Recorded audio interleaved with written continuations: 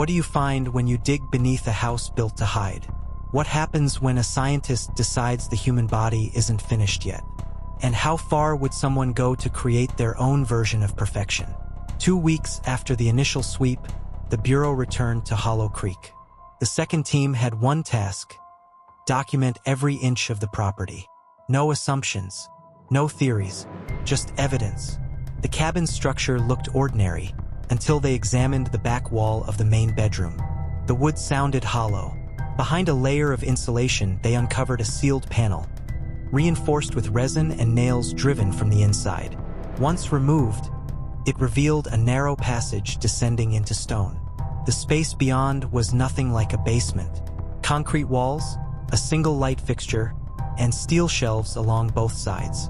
The air was heavy with the odor of formaldehyde.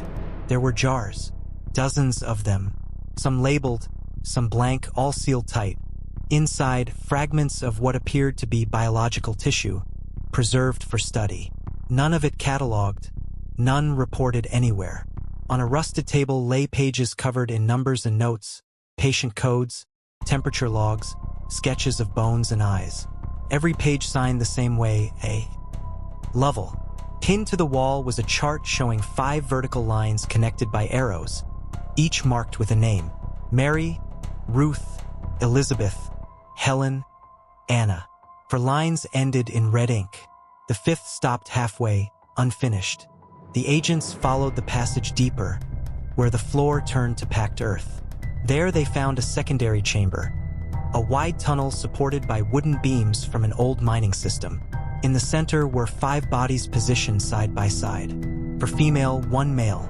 No signs of violence. A single metal cup nearby tested positive for cyanide. Identification matched the remains to Dr. Abraham Lovell and his 4 adult daughters. Anna, the youngest, was missing. The evidence suggested a deliberate act, a planned end to the family line. But the notes contradicted that idea. The last entry in Lovell's recovered pages read, "Subject Anna remains viable. Continued isolation recommended." Photographs taken at the site show disturbed soil leading toward an adjoining shaft. The tunnel was partially collapsed, no exit located. Search efforts covered 3 miles of abandoned mining corridors but produced nothing. No additional remains, no artifacts, no footprints. The final report closed the Hollow Creek file for the time being. Officially, it was classified as a group suicide following genetic experimentation. Unofficially, several agents disagreed. The evidence didn't align. Too much missing data. Too many open files marked with the same handwriting. And one more photograph, recovered weeks later from a private collection, reopened the question entirely. It showed a young woman standing beside a mountain road, date stamped April 1979. She looked identical to the others, same face, same gray dress. But the note on the back said, "Anna, alive." In the years that followed the Hollow Creek discovery, the Bureau closed most of its field activity. The Lovell case was archived as resolved, though several agents quietly admitted it didn't feel finished. There was no record of Anna's body, and no clear timeline explaining what had happened after the supposed group suicide in the mine. Then, in February 1984, a report came in from the state of Idaho. A child had been found alone at a rural bus station on the outskirts of Pocatello. She was small, about 4 years old, wearing a thin gray dress despite the cold. No shoes, no luggage. The station clerk said she'd been standing near the vending machines for hours, silent, not crying, just watching people. When local police arrived, she didn't resist. She let them lift her up, eyes half closed, as if she were waiting for it. At the hospital, doctors found no signs of injury. Her health was stable, though she seemed undernourished and extremely sensitive to light. She didn't speak a single word. When they asked her name, she only turned her head away. Child Services gave her a temporary name, Ellie. Fingerprints and photo identification were sent to the Bureau as a formality. No one expected a match, but 2 weeks later, one arrived. DNA analysis connected the child to the Lovell family line with near certainty. The test was repeated 3 times. Each result was identical. The Bureau reopened the Hollow Creek file. Agents compared Ellie's mitochondrial DNA with samples recovered from Dr. Lovell's remains. The relationship showed direct descent. Not grandchild, not distant relative, but immediate lineage. There was only one possible conclusion. Ellie was Anna's daughter. She was placed in foster care under supervision. Over the next 5 years, several families tried to adopt her. Each attempt ended abruptly. The child would stop eating, sit in silence for hours, and according to one foster mother, wake up in the middle of the night and stand in the hallway for hours as if listening. Psychological evaluations described her as non-responsive but observant. Doctors noted unusual symmetry in her features, almost unnerving perfection, and rapid tissue healing after minor injuries. In March 1991, Ellie was moved to a long-term care home for children with developmental disorders near Spokane. Security there was minimal, the building old, the funding limited. One morning, staff entered her room and found the bed empty. The window was open. Fresh snow had fallen during the night, but no footprints led away from the building. Local police reviewed the only working security camera near the entrance. At 3:14 a.m., the tape showed a woman standing by the gate. She wore a long gray dress and no coat. Her hair was tied in a single braid. The child appeared beside her, holding her hand. They didn't speak. They simply turned and walked into the snow until the camera's view ended. The footage was later enhanced by the Bureau's forensic unit.